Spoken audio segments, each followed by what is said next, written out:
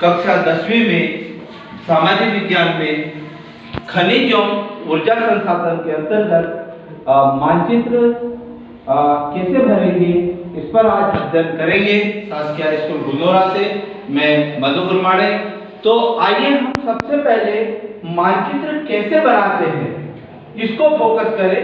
तो मैंने सबसे पहले आप देख सकते हो कि मानचित्र बनाना कैसे है।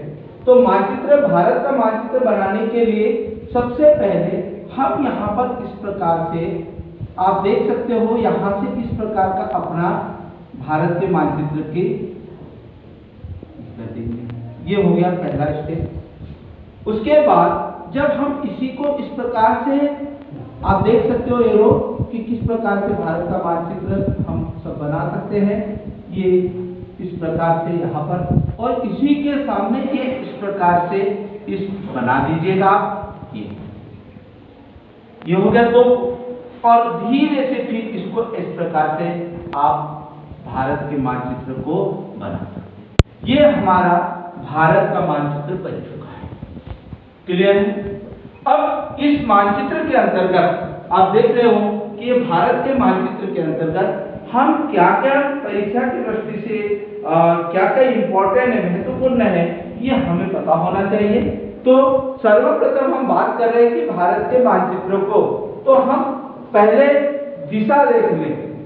किसी भी मानचित्र को बनाते समय उसकी मानचित्र की दिशा पता होना चाहिए, जिसके ऊपर हम बात करेंगे कि पूर्व में खनिज कहाँ पर है, पश्चिम में कहाँ है, तब आपके दिमाग में यह भ्रमित भाव रहेगा। तो सबसे पहले हम बात कर रहे हैं, तो इस साइड में होती है पूर्व दिशा, इधर पश्चिम,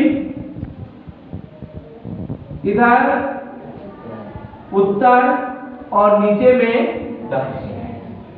ये चार दिशाएं हुई। यदि मैं भारत की बात करूं तो भारत के बीचों बीच से कौन सी रेखा गुजरती है, यानी हमारा पहला ऑप्शन कर्क रेखा क्लियर हुआ। क्लियर है। भारत के बीचों बीच से कर्क रेखा, जब हम लाइन खींचे तो उस पर लिखेगा कर्क रेखा। क्लियर हो गया। अब जब कर्क रेखा, ये हो गया भारत को दो भागों में बांट दिया कर्क रेखा ने, एक उत्तर का भारत और एक दक्षिणी भारत। क्लियर है। अब हम जब इसको देखते हैं तो परीक्षा में हमारे जो आ रहे हैं 4 अंक के, वो किससे आ रहे हैं, खनिज और ऊर्जा के संसाधन। ठीक है। तो सबसे पहला जो दूसरा ये है वो आता है gas pipeline. Gas pipeline, gas pipeline को हजीरा, जमशेदपुर और दिल्ली 3 चीजों के बीच से है। गैस पाइपलाइन कहाँ का है, हजीरा, जमशेदपुर और दिल्ली, ये 3 जगह पर हमको प्लेस याद होना चाहिए। तो हजीरा यहां पर है, जमशेदपुर यहां पर है और दिल्ली यहां पर है। तो हम यदि गैस पाइपलाइन की बात करें तो सीधा आप ऐसी लाइन खींच दीजिएगा ये, और यहां से हो गया तीनों। तो हम यहां पर जब लाइन खींचे तो वहां पर नाम भी लिखिए, एरो बनाकर। जैसे यहाँ पर जगह नहीं है तो आप एरो बना सकते हैं, तो यहाँ पर हजीरा लिख सकते हैं, ऐसा एरो बनाकर यहाँ पर जमशेदपुर लगा लिख सकते हैं, जमशेदपुर लिख सकते हैं, और ऐसा ही एरो बनाकर दिल्ली लिख सकते हैं। हो गया तीनों।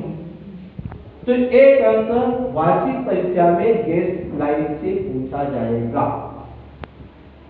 उसके बाद हम बात कर रहे हैं कि ये तो हो गया हमारा इसका। उसके बाद हम बात करेंगे खनिज तेल। किसकी बात करेंगे, खनिज तेल। खनिज तेल क्या होता है, समझ में आ गया सबको? खनिज तेल क्या होता है, किसे कहते हैं खनिज तेल, बताओ।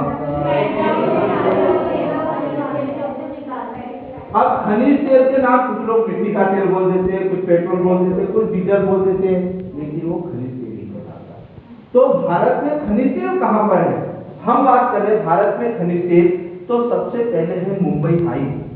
आपने मुंबई हाई का नाम सुना होगा कि आप खनिज तेल लिख रहा हूँ और यहाँ मुंबई हाई लिख रहा हूँ, मुंबई हाई। तो मुंबई हाई समुद्र में, यहाँ मुंबई के पास है, यहाँ पर समुद्र से थोड़ा सा किनारे में। तो यहाँ पर अपन एरो बना के मुंबई हाई लिख देंगे, मुंबई हाई, राइट। तो मुंबई हाई एक अंक हमारा फाइनल हो गया। दूसरा, हमारे कुछ क्षेत्र आगरा और मथुरा में भी खनिज तेल उत्पादन होता है। तो दिल्ली के पास आगरा और मथुरा है, आपको दिल्ली पता है, तो यहाँ पर आगरा और मथुरा खनिज तेल खनिज तेल। तो यहाँ से यहाँ कोई लाइन खींचने की जरूरत नहीं, यहाँ सिर्फ आप एरो लिख सकते हैं खनिज तेल। तो हमारा मुंबई हाई, आगरा, मथुरा याद हो गया। मथुरा ये भी हमारा क्लियर हो गया। यानी कितने अंक का हो गया? पहले कर्क रेखा एक, दूसरा गैस पाइपलाइन, तीसरा खनिज तेल, और चौथा जो है, हम चौथी की बात कर रहे हैं, तो चौथे में आएगा कोई भी खनिज, कोई भी खनिज आएगा। तो खनिज में यदि हम बात करते हैं, खनिज में सबसे ज्यादा कोयला, खनिज में आएगा कोयला क्षेत्र। कोई कोयला क्षेत्र बताइए भारत में, कोयला क्षेत्र कहाँ होता है? तो भारत में कोयला जो होता है सबसे ज्यादा प्रायद्वीपीय पठार होता है। हमने 9th में भी पढ़ा होगा कि प्रायद्वीपीय पठार खनिजों का भंडार है ना। तो प्रायद्वीपीय पठार हमारा यहाँ पर है, ये इतने क्षेत्र में। तो हम यहाँ पर क्या खनिजों का भंडार यदि करें तो कोयला कहाँ होता है? यहाँ पर, यहाँ लिखेंगे कोयला। मध्य प्रदेश में कोयला कहाँ होता है? पातागढ़, सारनी, बैतूल में होता है, दुर्ग में होता है, ठीक है। अब दुर्ग में लोहा इसको होता है, तो हम लोहा खनिज कोयला से हो गए।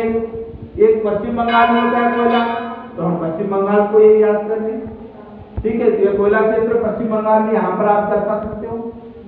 उसके बाद कोयला क्षेत्र का उत्तराखंड में भी होता है, तो यहाँ पर उत्तरांचल में कर सकते हो। बिहार के रांची वगैरह में होता है, तो हमें उसको बता सकते हो। तो हमें याद रखें कि कोयला क्षेत्र इतने ही भागों में बनता है, बीच में।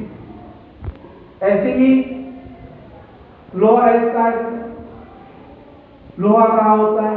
तो लोहा छत्तीसगढ़ में दुर्ग में होता है। तो हमें लोहे यानी मध्य प्रदेश यहाँ पर है, तो छत्तीसगढ़ को यहाँ पर बता दो। तो हम यहाँ पर लोहा ऐसे क्लियर हो सकता है, लोहा ऐसे। उसके बाद एक आएगा आणविक स्रोत। आणविक स्रोत में नरेरा आएगा। क्या आएगा? नरेरा। ऐसा आएगा नरेरा, बताइए कहां पर है? तो नरेरा कहां पर है? यहाँ पर। याद रखना, ये जो है ना, हमने करने का बताइए, यहाँ पर आप नरेरा बता दीजिए, लिखिए, यहाँ लिखिएगा, ऐसा एरो बनाकर नरेरा लिख दो, नरेरा, ठीक है। उसके बाद आएगा अंकलेश्वर। कहां पर है? अंकलेश्वर। तो अंकलेश्वर कहां पर है? यहाँ पर। अंकलेश्वर यहाँ पर आप कर दीजिए, अंकलेश्वर, ठीक है। ये हमारे, देखिए आपको 6 और 7 ऑब्जेक्ट भी याद करना है। उसमें सबसे पहले गैस पाइपलाइन, कर्क रेखा, खनिज तेल, लोहा और कोयला। यदि आप इतना कंप्लीट कर देते हैं तो आपके 4 अंक वाले जो भारत का मानचित्र है उसमें आसानी से अंक आ सकते हैं। तो सभी को 4 अंक का मानचित्र में कोई दिक्कत नहीं, ठीक है। आओ हम इस पर अभ्यास करें। तो देखिए, ये मैंने पुनः मानचित्र बनाया,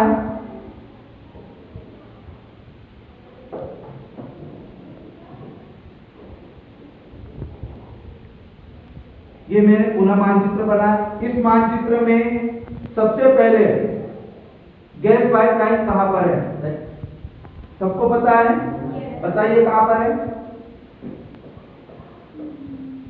मैं सिर्फ 4 बिंदुओं पर बात करूंगा। गैस पाइपलाइन का एरो सिर्फ ऐसी लाइन खींचना और लिख देना है गैस पाइपलाइन।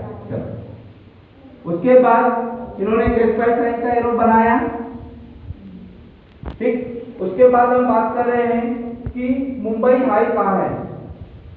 मुंबई हाई, चलो आप बताओ मुंबई हाई, ये बात निकिता बताओ, मुंबई हाई प्लस 6,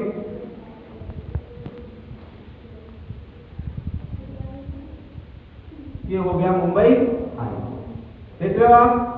बस ऐसा आप नाम लिखेंगे। उसके बाद एक प्रश्न पूछा जाएगा, नरेगा कहाँ पर है? आप बताओ नरेगा कहाँ पर है?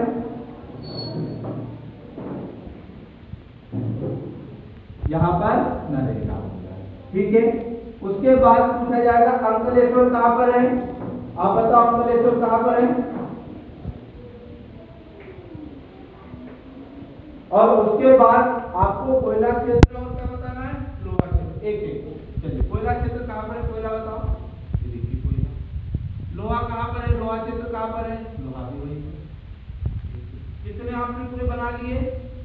ठीक है। तो ऐसे ही उसके बाद यदि आपसे द्वीप पूछे तो अंडमान निकोबार कहाँ पर है? इस साइड में। लक्षद्वीप किस साइड में है? इस साइड में। इधर कौन सी खाड़ी है? बंगाल की खाड़ी। इधर क्या है? बंगाल। इधर क्या है? अरब सागर। और इधर क्या है?